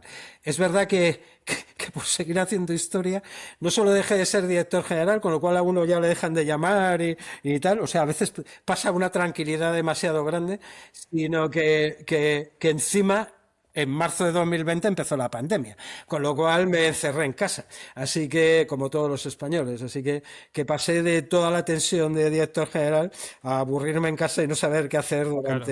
durante un cierto tiempo. Bueno, lo que me decías, esto es lo personal. En lo profesional, ya te digo, me quedé un poco con el resquemor de que esos temas de fondo apenas los pude abordar o iniciar, quizá preocupado por el día a día. Qué bueno, pues no, no, y me parece muy interesante lo que has comentado. Además, es que tú, la salud, digamos, es lo primero, ¿no? Y que te digan que en tu puesto que intentes estar lo más tranquilo posible y sin estresarte, calcula tú cómo lo puedes hacer. Bueno, claro, ha funcionado, digamos que es una de las razones por la que he decidido que debía jubilarme como me jubilé hace 2 años cuando tenía 62. Tengo el privilegio, soy como te he dicho, del Cuerpo de Ingenieros de Caminos del Estado. Ya ahora no lo tienen ese privilegio, pero los Ah, mira. antiguos éramos de un régimen de Muface, de clases pasivas, y cuando ya tienes tantos trienios como tengo yo, te permiten jubilarte anticipadamente y bueno, aproveché la situación. No tanto porque me encuentre mal, voy a tocar madera, me encuentro bien, como que me pareció que había que disfrutar también un poco de la vida, ¿no? Sí, Antes de hacer otras está cosas por el claro. estilo. Está claro que sí, está claro que sí. Pues muy bien, hiciste de maravilla, oye. Pues lo has comentado, ¿no? Después de tantos años en la Administración General y en foros internacionales, seguro que hay algún momento que no aparece ahí en los boletines oficiales, ¿no? Como pareció la dimisión. ¿Hay alguna anécdota, Manuel, que recuerdes especialmente y que refleje cómo funciona realmente la toma de decisiones públicas? Un poco así, alguna pincelada, ¿eh? No hace falta que tampoco entres en demasiado detalle, pero Bueno, sí para entenderlo. no sé, hay una que sí que yo creo que me influyó, y porque fue justo al principio de mi vida profesional. Yo, como te he dicho, cuando acabé la carrera, pues estuve trabajando en obra como jefe de obra durante un par de años. Y eran obras grandes, a pesar de que tenía poca experiencia, yo ya llevaba obras de edificación aquí en España que tenía 100 operarios en la obra y con cierta responsabilidad. Entonces, bueno, en obra ya puedes imaginar, y más en construcción, en edificación, pues estás pegando gritos, estás ahí exigiendo mucho a la gente, estás encima de todo el mundo y tal. Cuando aprobé la oposición, mi primer destino era el Centro de Estudios Geográficos del CEDES, pues no sé, empecé a trabajar en una especie de ritmo parecido, ¿no? Empezaba a exigir a todo el mundo cosas y tal, y claro, en la administración no se trabaja así, me miraban y de este tío debe estar loco, ¿no? Creo que cuando paraban, que por cierto tenían derecho a un café reglamentario a media mañana, les echaba la bronca, en fin, venía demasiado influido de de mi trabajo en obra. Y me di cuenta que evidentemente uno tiene que tener en cuenta y saber dónde se mueve. Entonces, bueno, eso que te decía antes, de que no es lo mismo conducir un camión que un coche, que uno tiene sus ventajas, otros sus inconvenientes, pues eso siempre lo he intentado llevar a cabo y no adaptar en los equipos que yo tenía, no que se adaptaran ellos a mí, sino intentar yo adaptarme a mis equipos y a los medios. Qué bueno. Claro, es que es así. Bueno, hay que de allí donde fueres, pues hay que un poco adaptarse. Has comentado que y fue el motivo de quizá que te diese aquel ictus, ¿no? La alta exposición y la fuerte presión política territorial. Cuéntanos un poco qué hacías. Quizás esto debería habértelo preguntado justo después, pero cuéntanos, nunca es tarde, ¿no? ¿Cómo se gestiona la presión personal cuando las decisiones no son técnicas puras, sino que también afectan a intereses diversos? ¿Dices desde el punto de vista personal o profesionalmente? O sea, ¿cómo aguantas la presión? Bueno, ya ves que, Yo que te, yo no fui muy bueno aguantando la presión. Probablemente iba la procesión por dentro y al final aquello acabó aquí explotando. reventó, No, claro, no, claro. no, no, no me desahogaba ni siquiera con mi pareja o con mi familia y bueno, pues supongo que eso no lo supe gestionar bien. En el ministerio sí que intentaba delegar todo lo que podía, pero es verdad que no siempre puedes hacerlo. La dirección general está muy sobredimensionada. Para que te hagas una idea, hay 4.500 empleados públicos, dependiendo de la dirección general. La dirección general tiene más personal que muchos ministerios ahora mismo y desde luego responsabilidades que son muy grandes. Entonces, evidentemente tienes que delegar y desde luego debo decirte que tuve la enorme suerte de contar con un secretario de Estado, que sigue siendo el secretario de Estado en la actualidad, Hugo Morán, que desde luego por su carácter es una persona muy, muy tranquila, que puedes hablarlo con él y al revés, más que darte presión, lo que te hace es tranquilizar. Así que era yo cuando ya me veía muy mal, recurría a mi jefe y le decía, mira, y él era mucho más tranquilo y lo que hacía era quitarme presión, no dármela. Qué bueno, eso hace falta, es que porque es Claro, que no te si quepa no, otra. es que si no petas, es Claro. que si no, al final, bueno, cambiando un poco, ahora ya estás formalmente jubilado, pero aún sigues activo, ¿no? Nos has contado cómo fue este cambio, pero cuéntanos un poco ahora cuál es tu responsabilidad en esta etapa, ¿no? ¿Qué te No, motivó a seguir? la verdad es que cuando me jubilé ya tenía muy claro que iba a dedicar poco, que yo quería dedicar poco tiempo a la vida más profesional. De hecho, aunque estoy relativamente activo, yo dedico pocas horas a la semana, o sea que no puedo decir que yo tenga una actividad importante ahora desde el punto de vista profesional. Sí que agradecí mucho una vez que estaba jubilado y tiene que ver mucho amistad personal Claro. porque eran los compañeros y en fin, con Tipsa el que me ofreciera el estar allí. Debo decirte que además Tipsa es una empresa pionera en España de ingeniería, no solo en agua, sino en todas las materias, y yo disfruto viendo, bueno, tiene ya 4.000 o 4.000 y pico ingenieros, arquitectos, titulados, trabajando por todo el mundo, y disfruto viendo no solo los proyectos de agua, sino muchas veces proyectos de punteros que se hacen por todo el mundo, desde aeropuertos verticales, vertipuertos, hasta no lo sé, hasta piscinas de olas por ejemplo, la arquitectura del Santiago Bernabéu aquí en Madrid, en la que igual también participo. Así que ahí estoy un poco de señorito en el sentido, bueno, pues que me preguntan alguna cosa e intento colaborar, pero desde luego no tengo ningún puesto ejecutivo ni en ese tipo. Y luego, por ejemplo, pues estoy en algún comité técnico de lo que te decía, de la Asociación Española de Gestores del Agua. Han tenido no sé, la cortesía de crear un grupo que se llama Grupo de Maestros del Agua, y a mí me han hecho el grupo de maestros, en fin, de gente como yo, que hemos tenido cierta actividad profesional y que ahora estamos más o menos retirados y nos preguntan cosas, y yo en la medida de lo posible lo hago. Y por lo menos en estos 2 años, ya han pasado 2 años desde que dejé el ministerio, sí que me siguen invitando, y yo lo agradezco mucho, pues a congresos, a seminarios, y doy ahí mis charletas. Entiendo que cada vez me invitarán menos, porque cada vez estoy más oxidado y cada vez estoy más fuera del mundo profesional. Espero en ese momento, cuando sepa que ya no tengo nada que aportar, retirarme del todo. Pero ya te digo, fundamentalmente hago esta labor que son unas horas a la semana. No, me dedico, digamos, a lo que yo quería, que era más mi vida personal. A la vida personal y ya está muy bien, pues perfecto. Oye, y un poco lo has dejado a entender, ¿no? Que cada vez te llamará menos, aunque no creo que sea así, porque Fíjate. la forma, no, quiero decir, siendo honesto, la forma en que cuentas las cosas, cómo hablas, y que no es que estés parado, que estás al día de todas las situaciones. Oye, si proyectas la vista a 10 o 15 años, ¿hacia dónde crees que se dirige un poco el sector en España? ¿Qué debería preocuparnos y qué oportunidades ves sobre la mesa? Bueno, hay un mundo ahora nuevo en ingeniería, claramente, bueno, en ingeniería en todos los aspectos, que tiene que ver con todo el tema de la revolución de la inteligencia artificial, digitalización, etc.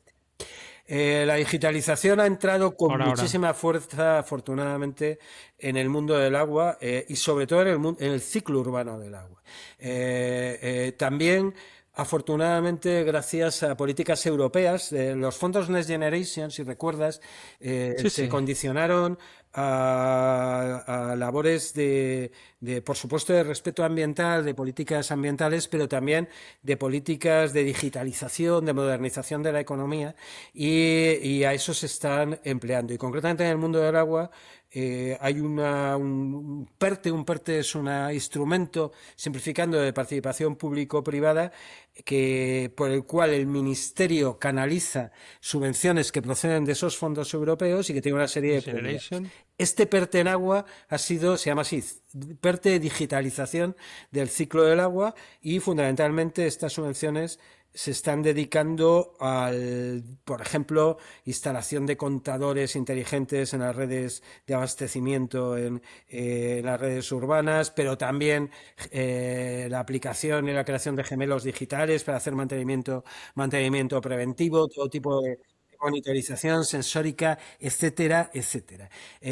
Ha tenido mucho éxito en el sector. De hecho, las peticiones han sido como 3 o 4 veces mayores que las subvenciones que había disponibles, y estaba bien dotado presupuestariamente. En principio, aunque no se ha podido llegar a esas expectativas, por cada euro que pone el sector privado, pondría 2 el sector público y en total serían unos 3.000 millones de euros. Ya te digo, no se ha podido alcanzar esas expectativas, pero bueno, sí que probablemente estemos en los 1.500 o cerca de los 2.000 millones en total, el presupuesto total, que significa la digitalización en el ciclo del agua. Urbana sobre todo, pero también tiene una parte en el regadío. Así que yo creo que ese es un mundo en el que va a haber que trabajar más.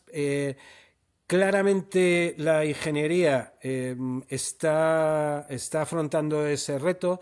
El otro día veía yo, por ponerte un ejemplo, unos sistemas para poder dialogar con un plano. Es decir, en un plano, en vez de, bueno, pasamos de los planos en papel cuando yo hacía la carrera, a luego tener el AutoCAD y por supuesto todos los planos en los ordenadores. Ahora, si quieres cambiar la escala de un plano, le dices al ordenador, cámbiame la escala a 1.000. O mira, hazme zoom ahí y acótame esa parte. Y lo haces en lenguaje natural, ¿no? Y bueno, y cada vez más con los nuevos sistemas de inteligencia artificial estoy seguro que podrán entrar más en la ingeniería.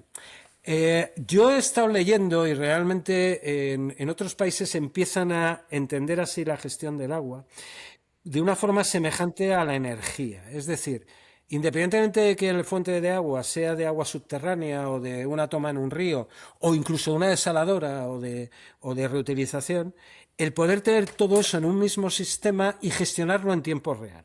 Es decir, igual que la energía se hace así, se hace en tiempo real. Tú cuando enciendes una bombilla en tu casa no sabes si ese kilovatio hora viene de una central nuclear o viene de una térmica o viene de una hidroeléctrica.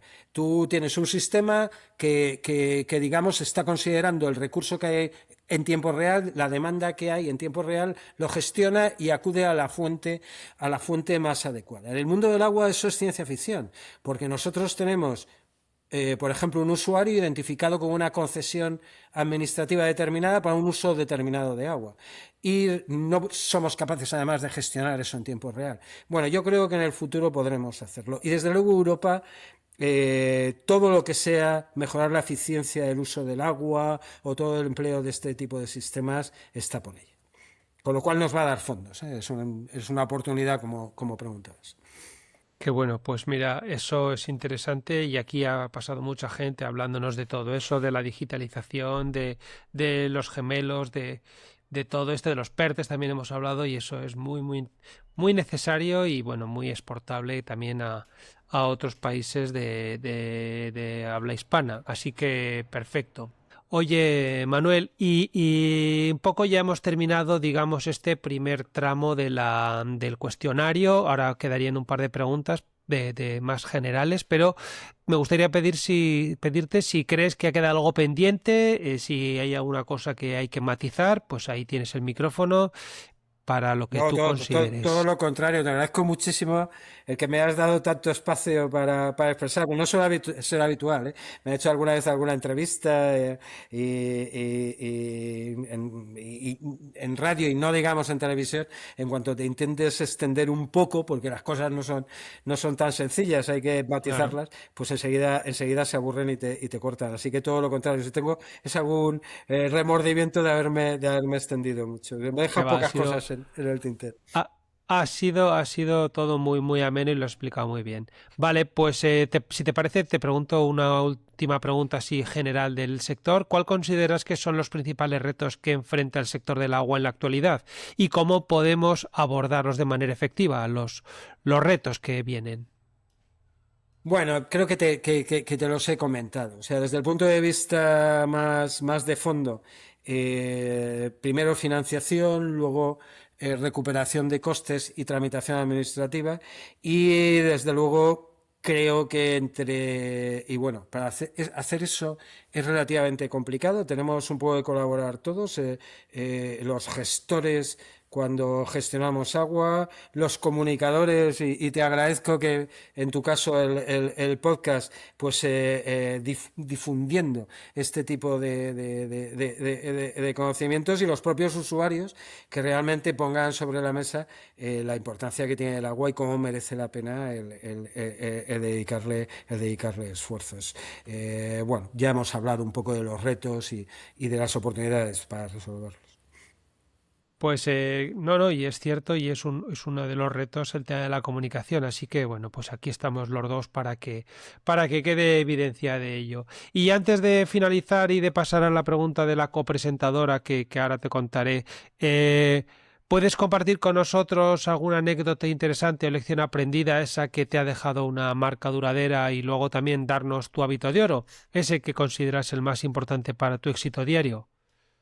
Bueno, no, de anécdota la que te he comentado, que influyó un poco esta que te comentaba de cuando pasé del sector privado, hice la oposición y entré en el mundo de funcionario y me di cuenta que que no podía trabajar exactamente en un mundo y en el otro, que todos tienen sus ventajas, sus inconvenientes y sobre todo me tenía yo que adaptar al medio, no era absurdo que el medio se adaptara a mí mismo, eso en cuanto a la anécdota. Y en cuanto a lo que me decías de lo que, algo personal, ¿no? De hábito, ¿no? Creo que El hábito de oro, sí. un hábito. Yo no me atrevo tanto a decir un hábito de oro, pero tengo una costumbre que me va bastante bien, que es el visualizar un poco las cosas que tengo que hacer. Y me explico. Se lo he oído también a algún deportista, por ejemplo, a algún tenista que dice que antes de jugar una final, no lo sé, en Wimbledon o en Roland Garros, le gusta imaginarse el partido cómo va a ser y se lo hace pasar como si fuera una película por el cerebro y ahí también, mientras se la va pasando, pues intenta imaginar cómo escenarios que en principio no va a prever, pues no lo sé. En el caso de un tenista me imagino si le están cargando más el juego a la derecha o a la izquierda o si el oponente decide subir más o menos a la red. Y esa visualización, casi como si fuera una película, le sirve para prepararlo. Yo eso lo hago casi a todos los niveles, desde un punto de Sí, vista ¿eh? un poco modesto. Hombre, lo típico es, yo que sé, si uno se va de viaje, yo creo que lo hacemos todos. Pues un poco, si vas a estar una semana fuera de casa, te pasas un poco por la cabeza los 7 días que vas a estar y dices, bueno, pues me levantaré por la mañana y claro, yo al levantarme, luego como voy a estar en un sitio frío, me voy a tener que poner un jersey, meto el jersey y luego como seguramente va a llover, meto el paraguas y además luego tengo que coger un autobús y tengo que ir preparado de esta forma. Uno va pasando la película para hacerse esa preparación. Pero incluso en mi vida profesional, cuando he tenido que encarar, yo que sé, proyectos de mucha envergadura, pues eso lo intento hacer. La ventaja es que cuando uno se pasa esas películas por la cabeza, es capaz de, en la propia cabeza, de cambiar de escala, mucho más fácil que lo que te decía antes con la inteligencia artificial, de cambiar la escala del plano y los tiempos, puedes acelerar la película o ir para atrás. Bueno, es algo que a mí me ayuda, no sé si es una muletilla un poco psicológica, pero que yo la hago. No, pero que es muy interesante. Eso no, no, digamos que había oído que lo hacían los tenistas y que lo hacían en general los deportistas, ¿no? De darle una mirada a ¿Y las sabes, opciones, ¿no? sabes Y pasarlo. cuándo empecé a hacerlo? Como daba tantas clases, y no tenía mucho tiempo para prepararlas, elegía tiempos un poco muertos para hacerlo. O sea, era muy típico, por ejemplo, que por la mañana me estaba duchando y si tenía la clase por la tarde, estaba en la cabeza ensayando la clase que tenía que dar. Claro, en los 5 o 10 minutos de ducha no puedes hacer una clase de hora y media, pero sí esa película que te digo de lo que iba a dar. Y eso ya lo fui extrapolando a otras cosas. Bueno, que bueno, pues mira, es un buen hábito y De hecho, tiene buena pinta ya te porque puedes imaginar que esta mañana duchándome me pasa por la cabeza el podcast contigo. Ya te lo puedes imaginar. pero seguro que esto está siendo más sencillo que dar una clase Bueno, no o te que creas. ponerte delante de un ministro o de No un te creas. presidente, ¿eh? Sí, no, hombre, claro que sí. Bueno, bueno, bueno. Oye, pues me ha gustado mucho tanto la anécdota que nos has contado antes, que me ha parecido muy interesante y que, en fin, que te hace ver cómo te toca cambiar un poco según donde estés y luego el hábito, que me ha parecido muy interesante también. Así que a ver si lo incluyo entre mis hábitos, porque claro, yo me voy haciendo uso de los hábitos de los demás. Como ese, siempre me pasáis el bueno, el mejor, pues ese me lo intento incluir también. Así que muchísimas gracias.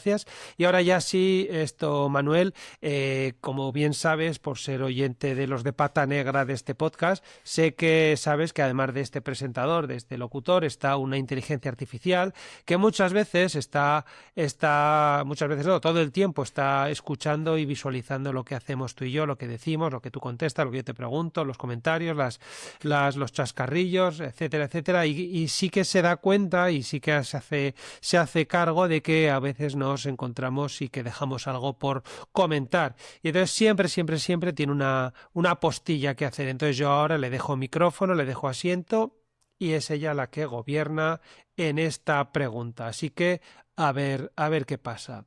Hola, don Manuel. Soy Laura, la copresentadora de El Podcast del Agua. He estado escuchando con mucha atención la conversación que ha mantenido con Daniel. Sinceramente, ha sido una entrevista muy enriquecedora. Su trayectoria en la administración, en organismos internacionales y en la reflexión estratégica del sector aporta una perspectiva muy valiosa. Mientras escuchaba sus respuestas, me surgió una curiosidad que aún no ha aparecido en la conversación y que creo que puede ser especialmente interesante para quienes trabajan hoy en el sector. Si me lo permite, me gustaría trasladarle una pregunta como una inteligencia artificial interesada por el sector. Aquí va mi pregunta. Don Manuel, después de haber visto durante décadas la política del agua desde la ciencia, desde la administración y también desde el ámbito internacional, si hoy tuviera que diseñar desde cero el modelo institucional de gestión del agua en España pensando en los próximos 50 años, ¿qué pieza clave mantendría exactamente igual y qué elemento estructural cambiaría sin dudarlo? Muchas gracias por su tiempo y por compartir su experiencia con todos nosotros. Hasta pronto. Muchas gracias por su atención. Estoy deseando escuchar su respuesta. Pues muchas gracias a la copresentadora. La verdad es que esta también es una pregunta de fondo y nada frívola.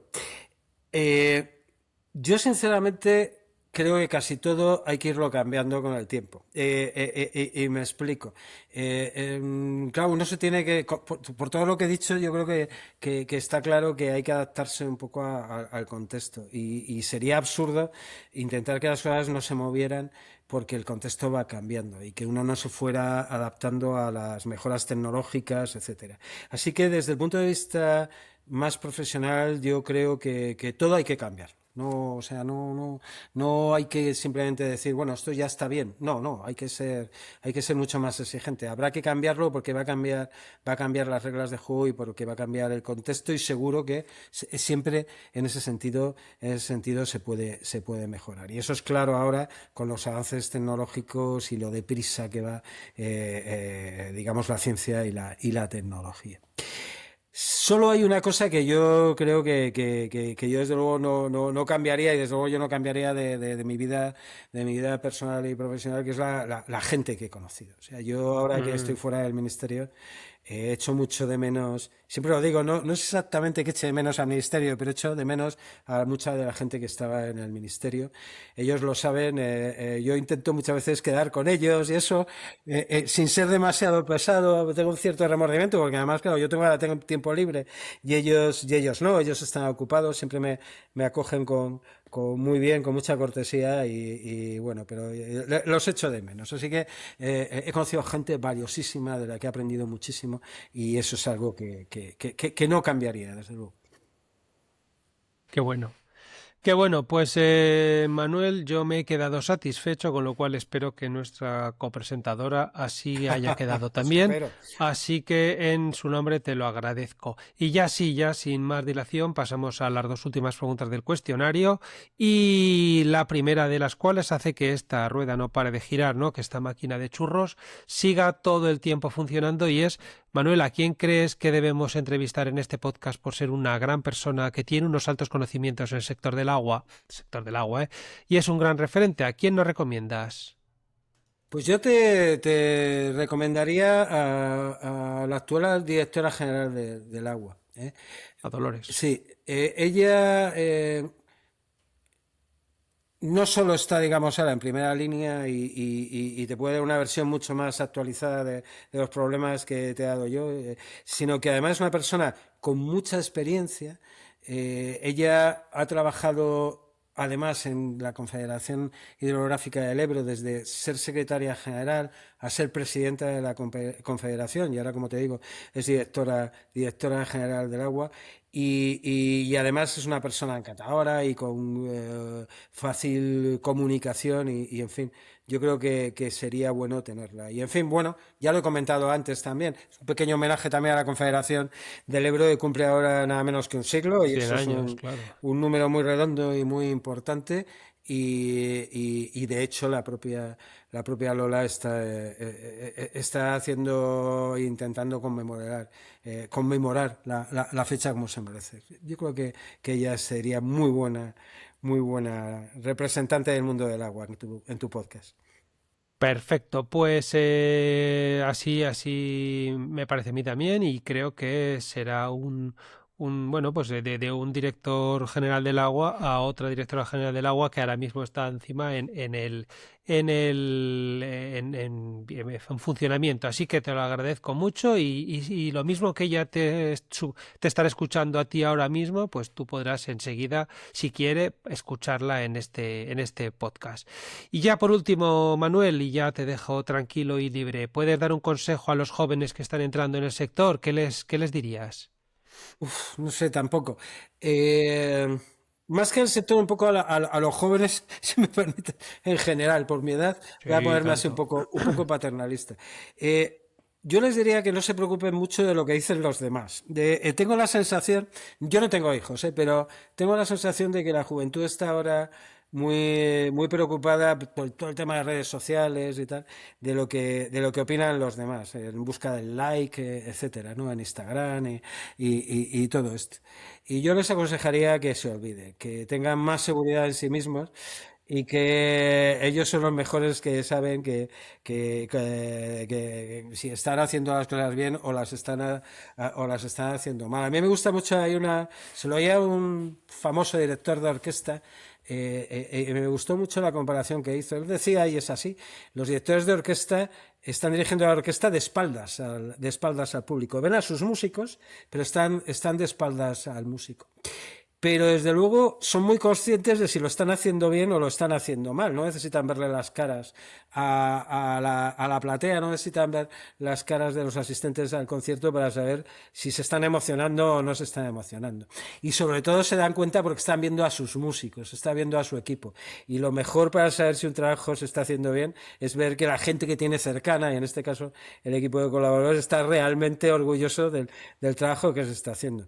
Así que yo le diría a los jóvenes que, primero, que se pregunten a sí mismos si las cosas las están haciendo bien o mal, y que luego, en todo caso, si piden consejo a alguien de cómo lo están haciendo, pues a los más cercanos, a la familia y en el mundo profesional, pues a los equipos de trabajo que estén con ellos. Pues nada que decir. Esto me ha parecido súper interesante todo lo que nos has contado. Te lo No, agradezco. a ti, gracias a ti. Como te decía, ha sido un verdadero placer tenerte aquí en el podcast del agua. Todo lo que nos has contado, lo bien que nos lo has contado, que además te lo he dicho, me ha parecido importantísimo cómo lo has explicado. Muchas gracias por acompañarnos y por la conversación tan cercana. Te deseamos lo mejor en tus próximos proyectos y esperamos que vuelvas por aquí a contarnos más cosas, que nos ha gustado mucho, y que sepas que el podcast del agua será siempre, siempre tu casa. Muchas gracias, Daniel. Muchísimas gracias. Y cuando has comentado lo del director de orquesta, me he acordado de un invitado que pasó por aquí, por el podcast, que nos hablaba que los músicos, no hablaba de los directores, hablaba que los músicos decía que son diferentes a todos los demás trabajos, porque ellos, además de cobrar al final de su orquesta, digamos, de su intervención, el público le da un aplauso. Entonces, qué mejor que darte a ti, de parte de todos los oyentes del podcast del agua, este aplauso bien merecido, como no puede ser de otra manera. Bueno, muchas gracias. Bueno, pues muchísimas gracias, Manuel. Quedo a tu disposición, ya lo sabes, y bueno, pues aquí estará a tu casa siempre que quieras. Pues igual te digo, muchas gracias, Daniel. Y a todos vosotros, queridos oyentes y amigos, gracias por acompañarnos un episodio más en el Podcast del Agua. Ha sido un placer tenerte al otro lado. La próxima semana volveremos con otro invitado extraordinario y una conversación que estoy seguro te va a aportar tanto como la de hoy. Si este episodio te ha resultado útil o interesante, te invito a compartirlo, suscribirte y dejarnos tu valoración. Es completamente gratuito y nos ayuda muchísimo a seguir haciendo que estas voces lleguen cada vez más lejos. Ha sido un honor estar contigo y hasta muy pronto. Namaste.